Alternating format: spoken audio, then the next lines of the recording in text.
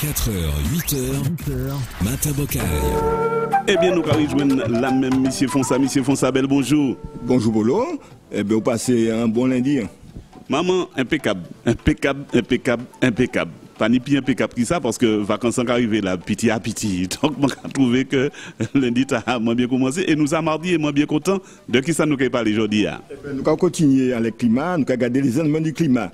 Et ça va créer l'environnage. Alors, pour nous, ne pouvons pas parler du football là, mais nous prenons 6 billes, nous sommes en environnage, quoi dit négatif, puisque vous regardez bien, il y a l'environnement, il y a le climat politique, le climat social, le climat sportif, pas tant faveur nous, et vendredi passé, nous ne pouvons pas parler de ça, mais mon infantile quand même, commentateur là, il a dit, ouais, Américains, ils ont mobilisé parce que c'est une nation.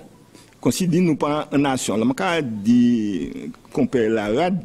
Une nation, ce n'est pas un État. Hein? Une nation, c'est une communauté d'hommes qui n'a une culture, qui n'a une histoire, qui n'a une langue. Donc, on peut être une nation sans être État. Donc, on dit des États multinationaux et puis on dit des États indépendants. Nous pas indépendants, c'est vrai, mais nous sommes nations, puisque nous n'avons pas les mêmes langues, nous avons les mêmes histoires là, nous avons les mêmes territoires là, même si nous sommes des joueurs étrangers, qui jouent ailleurs, qui viennent jouer. Regardez bien, toutes ces grandes équipes là, qu'on prend l'Argentine, ou qu'on prend le Brésil, 90% de ces joueurs-là qui jouent en Europe. Pourtant, le cas joué bas l'Argentine ou bas le Brésil. Donc, M. Larade ne m'a pas fâché contre nous, mais simplement, nous sommes nation, il faut mobiliser le peuple, nous, des équipes nationales, des équipes de football. Nous. Bon, c'est une parenthèse, mais c'est pour montrer le climat sportif de la Martinique pendant le week-end, parce que moi, je ne pas un gros point quand même, puisque c'est l'élection en pète. Eh oui, entre gros prélèvements, il n'y a pas tout seul comme ça, et surtout contre les États-Unis, bagaille la terre devant nous, de qui ça nous parle aujourd'hui? Alors, aujourd'hui, nous allons continuer avec le climat, nous allons regarder les éléments du climat, la pluie, la température et les vents. Donc, en parlant de la pluie, nous prenons la pluie bi. Mais oui, comment il y a l'anglais belle, l'anglais pas gado, nous prenons nous prenons la pluie de l'eau, nous prenons la pluie de c'est sans la valasse. En créole martiniquais, comme haïtien, en la balade, c'est un gros la pluie qui cache tout, qui coûte, qui fort, et qui cache tout à la fois. Donc nous prenons la balade bin, puis nous prenons 6 billes. Donc la pluie, c'est un élément déterminant, et évidemment, du climat nous. Mais c'est un élément aussi variable. Même s'il y a en saison, il y a hivernage, et il y a la pluie, mais on peut la pluie pendant carême aussi. Donc, si nous avons dit qu'il y a des saisons, hivernage et puis carême, mais la pluie, c'est un élément constant, dit effectivement du climat. Alors, pour qu'il est constant, nous m'avons expliqué tout à l'heure, au début, enfin hier, c'est à cause des courants marins chauds qui sont arrivés, qui a évaporé, qui a dégagé en l'eau vapeur d'eau, qui a un nuage et qui a la pluie. Et m'a expliqué aussi qu'il y a un vent qui les alizés, qui a transporté de l'humidité, qui a transporté la pluie. Donc la pluie, c'est un élément déterminant du climat. Et évidemment, il est variable, c'est-à-dire qu'il a changé en fonction effectivement de ces courants, des puissances vent, qui a évidemment arrivé, qui a sorti d'Afrique vers nous. Et c'est important parce que nous avons parlé beaucoup de changements climatiques et nous avons parlé aussi de la couche d'ozone. Et nous avons bien ouais qui de plus en plus, la météo qui explique ça, nous avons de plus en plus des gros ouragans, des gros tempêtes qui arrivent, qui ont frappé nous, qui ont frappé aussi les pays comme les États-Unis et toute la Caraïbe. Et ça lié en grande partie évidemment à ces variations de quantité de chaleur qui évapore dans la mer.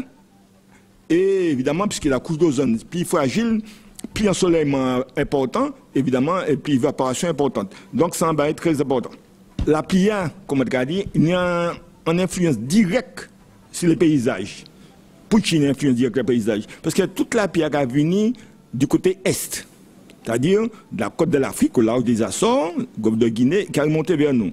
Et la pluie, ces nuages qui ont monté, eh bien, il y a tous ces grands massifs du nord de la Martinique. Nous, les pitons du Carbet, qui n'est plus de 1100 mètres, nous, la montagne Pelée, nous, Mont Jacob, nous, Mont Conil, et évidemment, sans compter les monts plus bas qui sont entre 500 et 600 mètres, et puis qui ont barré ces nuages-là, et les nuages-là, bitant les ça, évidemment, en l'eau, la pluie qui a tombé. Ensuite, les masses des alizés, d'accord, qui chaudes et humides aussi, et qui est aussi instable. Les jaunes aussi, ces massifs-là, les massifs du Nord, ils ont élevé koyo, ils ont étendu koyo.